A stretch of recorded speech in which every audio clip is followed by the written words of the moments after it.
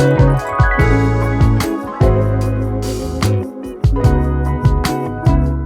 happy Sunday.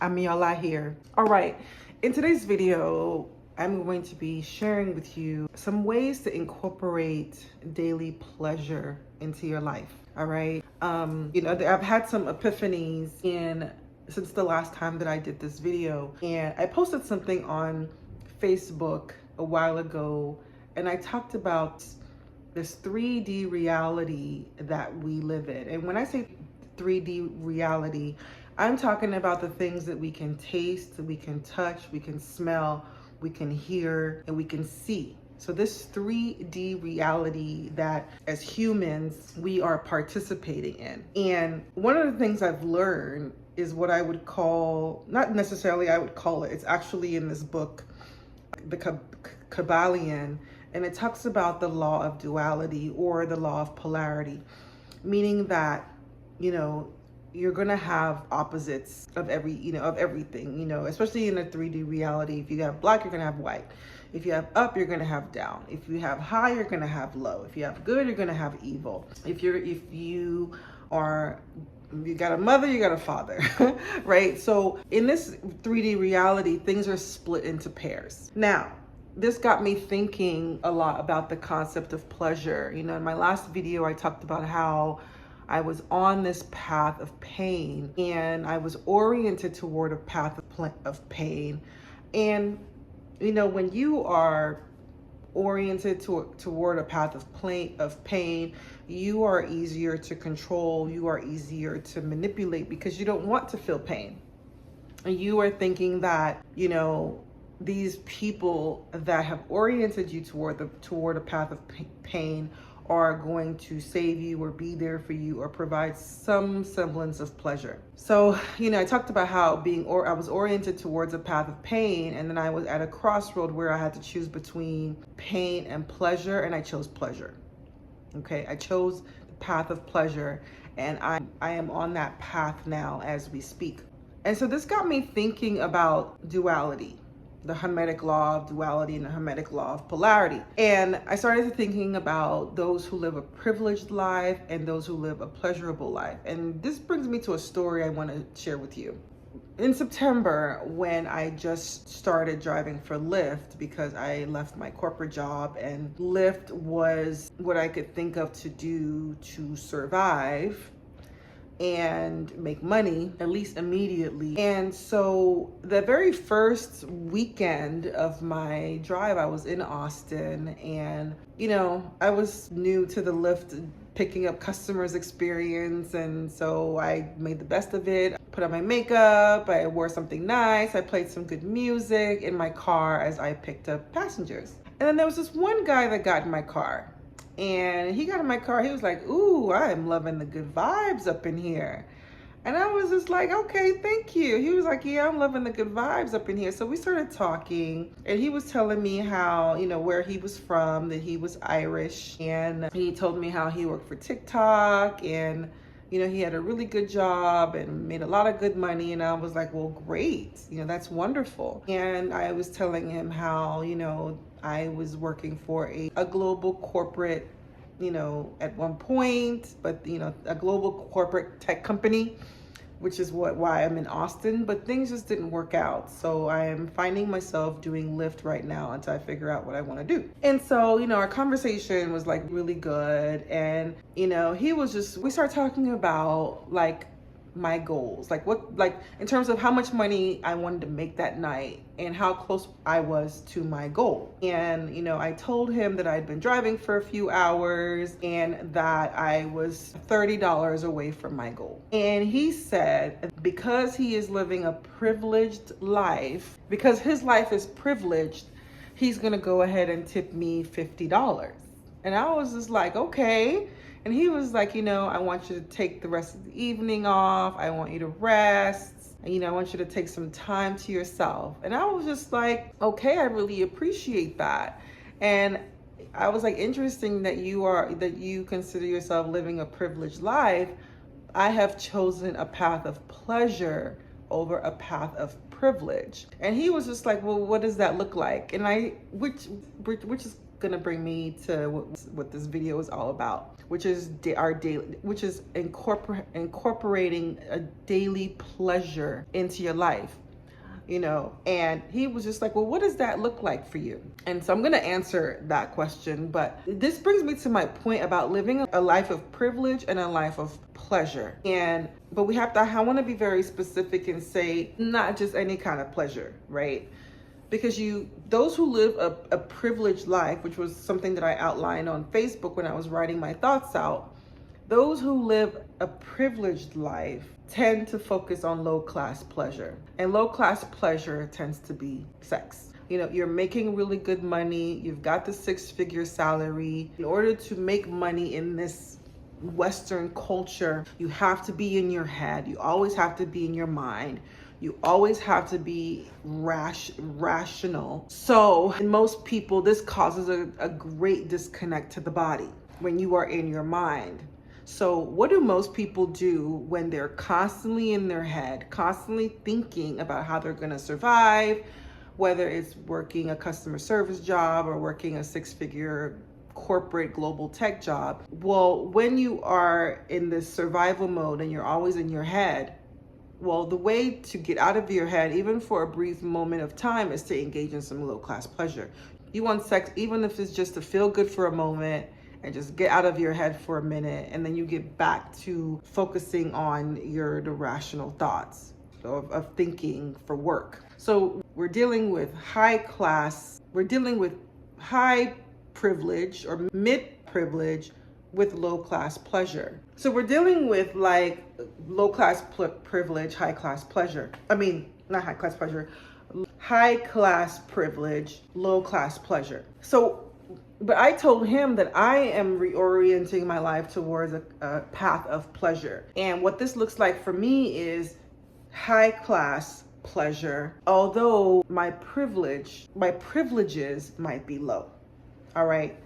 I am not going to have the fancy apartment, the fancy car, the fancy whatever, right? To where I can just tip someone $50 just like that. I may not have that now, but I am willing to work hard to have high-class pleasurable experiences. And these are experiences that feel good to my body and that I could do daily and that are not dependent on anyone or anything else but myself. And living a life of pleasure every single day and starting my day from that vantage point is the life that I want to live right now versus slaving away in some corporation but then feeling this need for pleasure that now I have to source outside of myself. And so that's what brings me to this video that I want to talk about.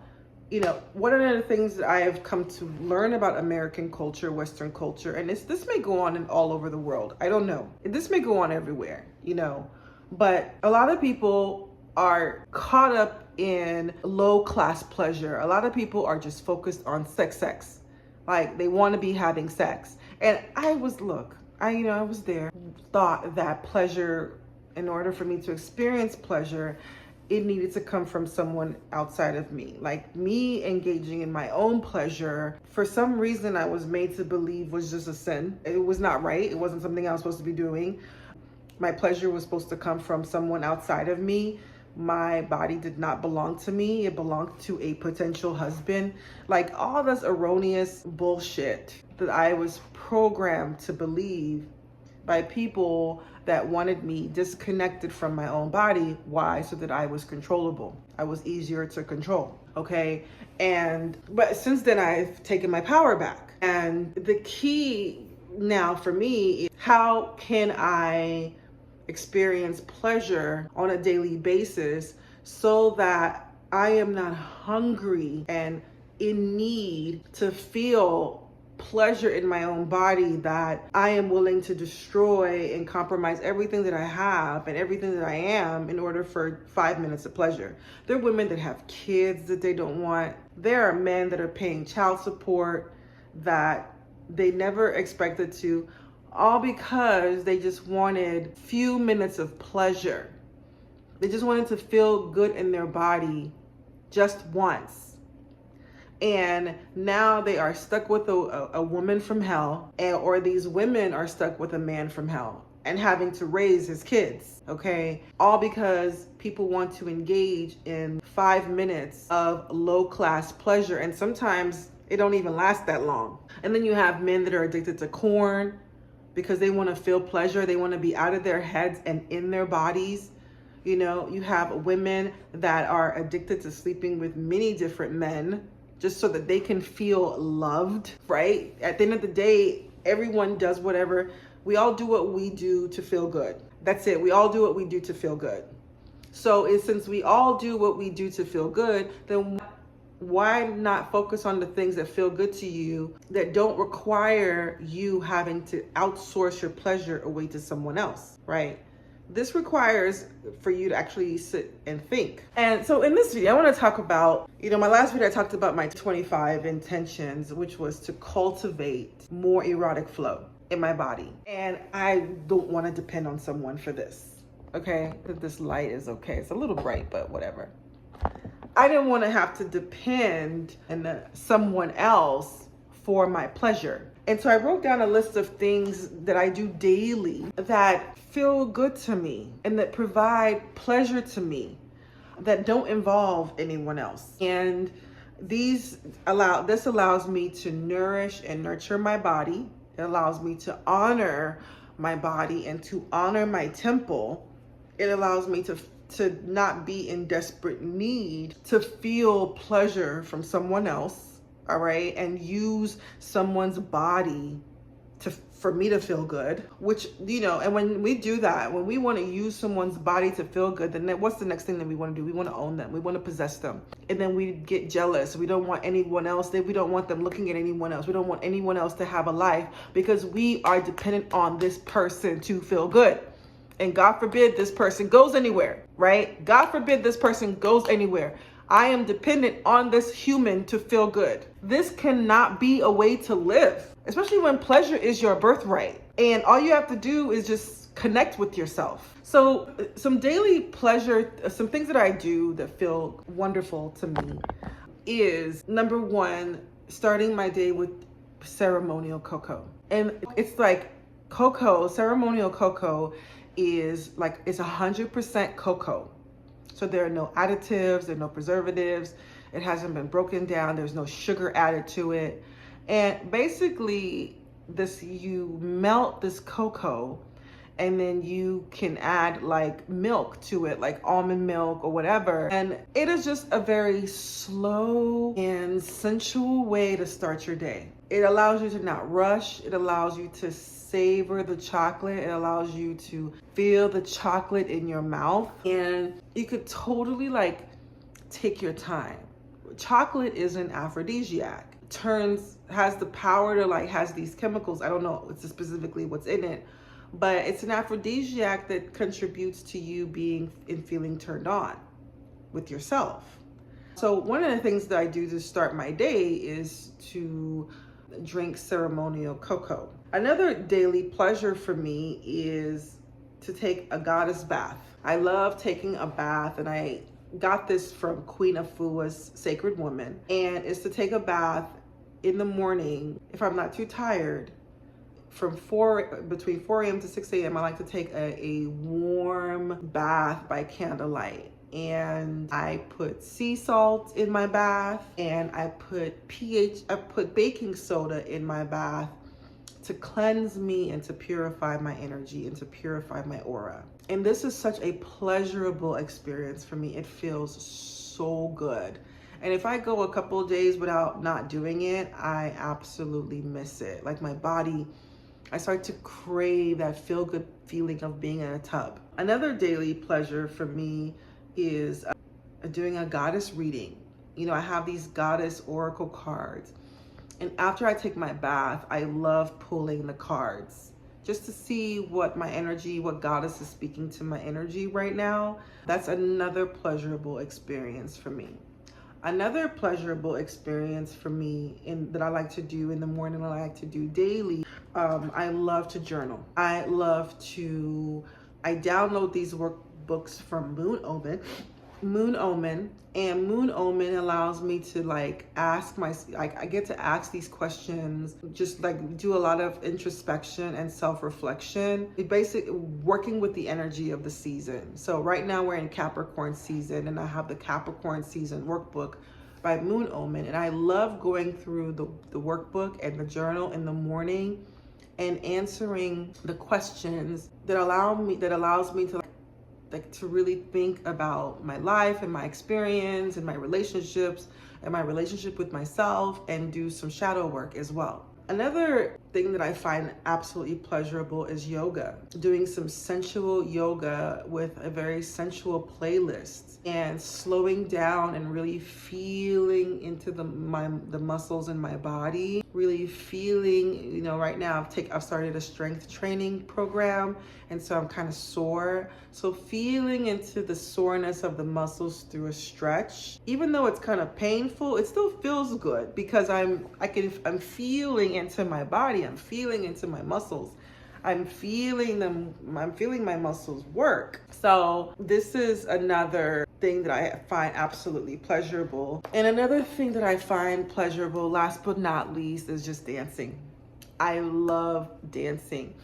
Whether it's just to flow sensually on the floor and just like flow on the floor, or I've got a pole in my living room.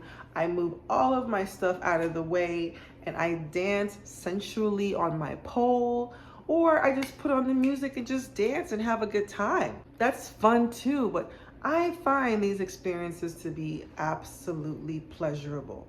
And when I allow myself to tap into these things daily, and sometimes I do all of it, sometimes I'm only able to pick a few here and there depending on my schedule for the day, but these experiences feel pleasurable to me. And when I am filled up with pleasure, then I can go on about my day, and my day has a positive and a joyful tone, and I am not seeking for anything that I cannot source within myself, okay? And so that is just kind of like my message for you is, if you don't have a daily pleasure ritual, my homework for you is to really think through some of the things that you would like to do in the morning that feel good to you. All right. You know, take a moment, breathe, just get still, get in the moment, take a deep breath, get centered, and then ask yourself, what are some things that you could do daily that would feel pleasurable to you? Sit with yourself and allow the answer to come through. There is no right or wrong answer. This is your body. So, you know, another pleasurable thing for you to do is to make a healthy breakfast. That's another thing that I find pleasurable.